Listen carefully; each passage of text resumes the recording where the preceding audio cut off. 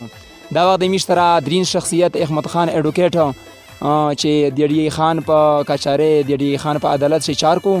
دا وخت رزماک ته راغلی دی او د میش سره د دفاعي په علاقه شنوستای خوشلی دین کې د دفاعي چې کیم غار دی دا داسې نمونه غار دی داسې نمونه ځنګل دی چې ګیر چاپیره شنې څړې په د غره شوي لوړې دي قسم قسم کښلي بیټي دي په داسې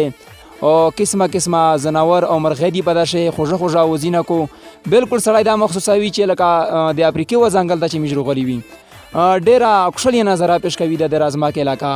احمد خان صاحب د دې وکیل خو یو لوی سوچ وي لوی نظر یې وي د رزماک علاقه ته په کوم نظر سره کسي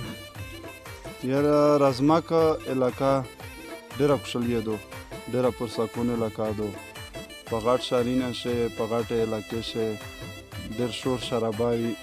بنده ذهني طور باندې ډسټرب وي دنې دغه چې د میش کیم کلی دی د هغه نه چې پوست طرف ته روشي یو غر دی په وایي بلي میش چې روشي تقریبا دله ته ډېر وخت رهي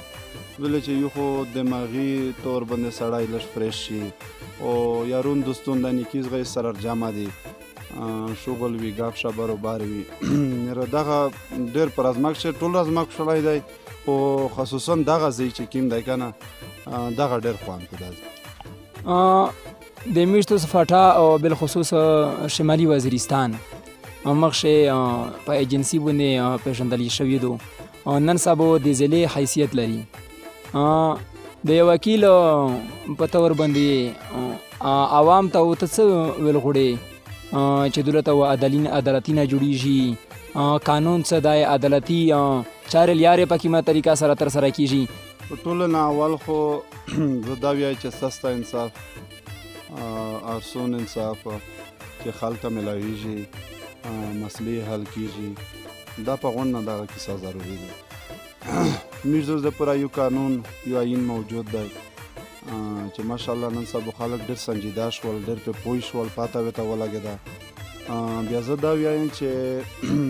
دا کیزه چې کومه د سیټل ایریا خلک دي د دغه قانون نه پیره پیره پیدا وخلي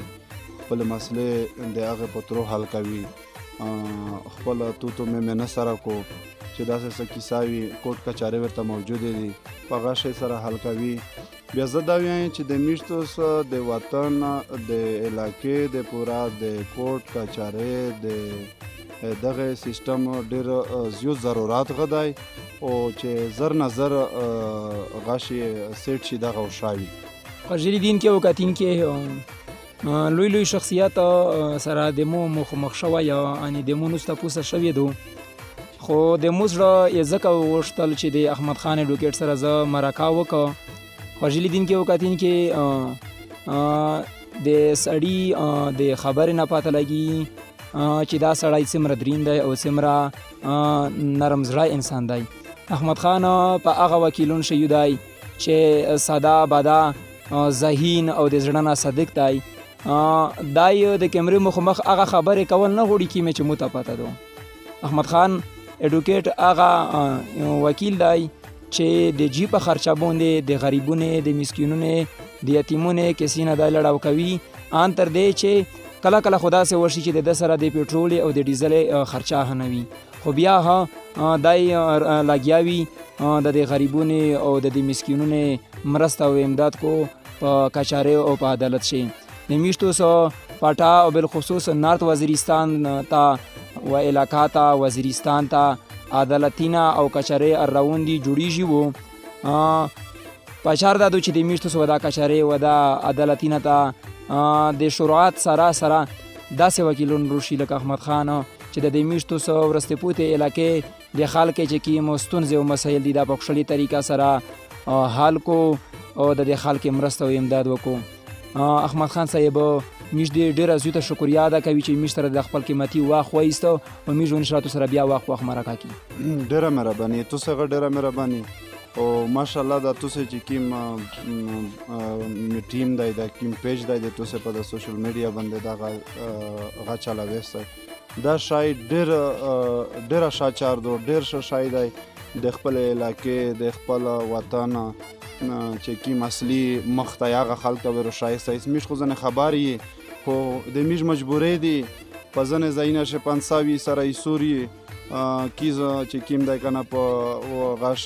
په د علاقې شه مو داسې یو سیستم راون کړی دی بیا چې څرنګه داسې مو کم علاو کی فورن زونی نه رسوي خپل وطن ته ویلې چې خپل وطن خو خدای زیات کړی دی کنه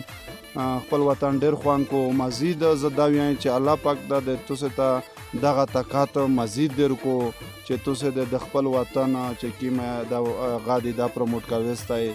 مخشه کوي ستای خلک جوته وستای د وطن کی مقصولادو د وطن یقین وکړه چې دا د تاسو ویډیو د کیم دغه تصویرون مو شیر کول مو کیس قتل په غاښه بیا ډیر سخت خواندرو کا او ځکه دا وایم چې زچر غلا یکنه دا خاص کر دغه د وطن چې دور ته کې د میج ویډیو ولیدلې دا پټوګون مو ولیدل دا تاسو چې شیر کول ځکه دا وایم چې زه وځ دغه په واجه روغلم بیا دا غلطه نه وي